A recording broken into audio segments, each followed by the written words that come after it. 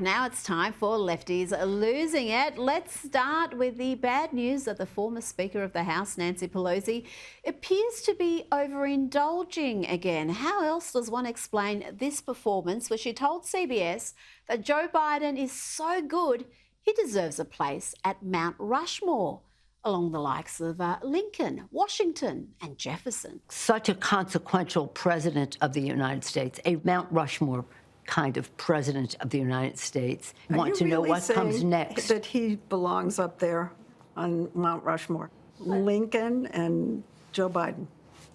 But you got Teddy Roosevelt up there, and he's wonderful. I don't say take him down, but you can add Biden. Mount Rushmore. She said there Biden was at the top of his game and among the most consequential presidents. Then why did she play a key part in the plot to remove him as the Democrats' nominee, even after he secured more than 14 million primary votes?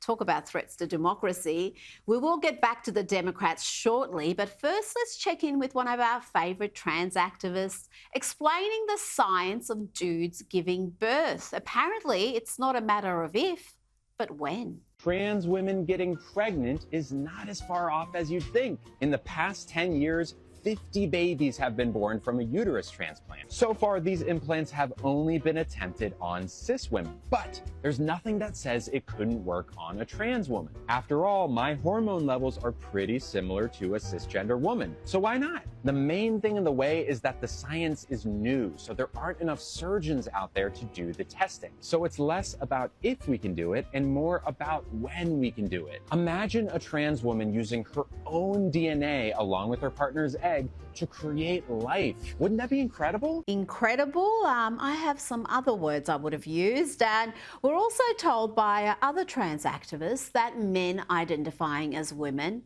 can have periods. Once a month, trans women will experience what is known as a period. Some astute viewers might notice that most trans women don't have a uterus, let alone an ovaries or anything along the lines of that. But that doesn't change the fact that they are experiencing a period. Look, I'm not sure why anyone wants to pretend to have a menstrual cycle when they clearly don't, but here's a reality check. If you don't have ovaries, you ain't getting periods. Now, back to the Democrats and their propaganda arm, the overwhelming majority of the media, who continue with their race obsessions. Here's former Democrat operative and now an ABC host, George Stephanopoulos, yelling at Byron Donalds. Here's another lefty losing it. There were a lot of people who are trying to figure this out. But again, that's a side issue, not the main issue.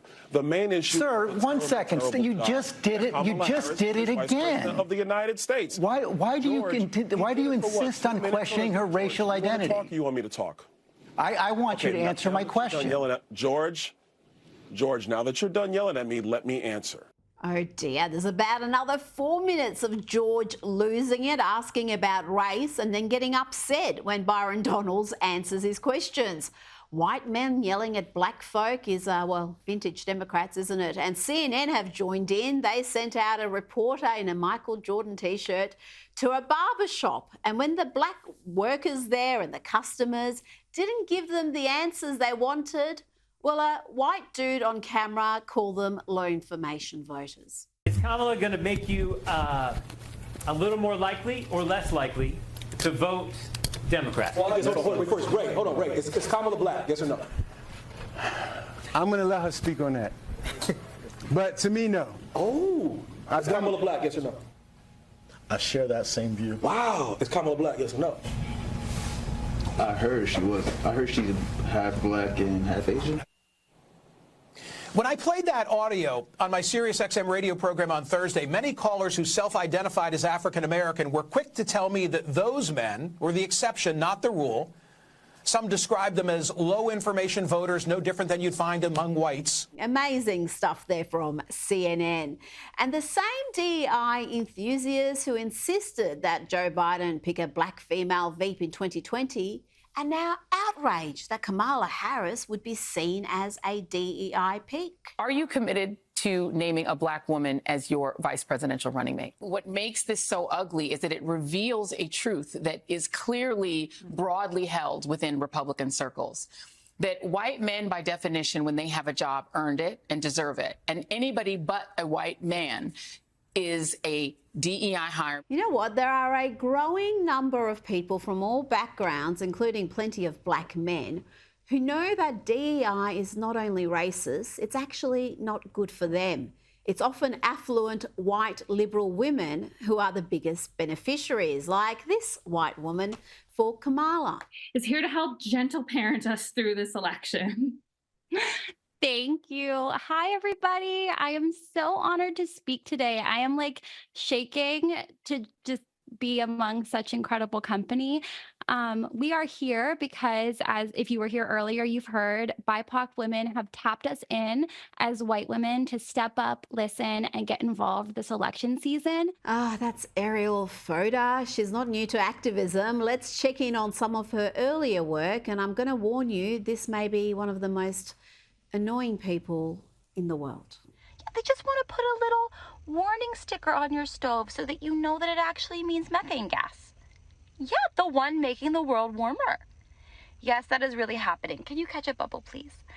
California has used stickers to warn people about chemicals for a long, long time, and the stickers are nothing to be afraid of, I promise. They just want people to know about the health impacts of burning gas so that we can be safer. Oh, imagine being lectured to by that lady on the ills of the world. We should send that sort of footage down to Gitmo.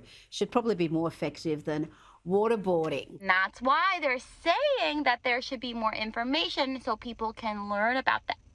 Nobody is coming to take your stove. Do you want to sign this paper with me? Okay, let's do it. Learning new things is great. I'm glad you're not scared anymore. Now to another painfully annoying lefty who brags about ruining a family gathering. So I just got kicked out of a gender reveal party. Everybody's clapping, it's a boy, and I just happen to say, well, let's give it 10 years and see if it sticks. Grandma clutches her pearl. I'm leaving! The receipt's in the bag! I got them a pride onesie from Target. And while we're on gender reveal parties, it's never too late to throw them. Here is a mum and dad throwing one for their son, who now identifies as their daughter. And have a look at just how happy the dad seems to be about all this.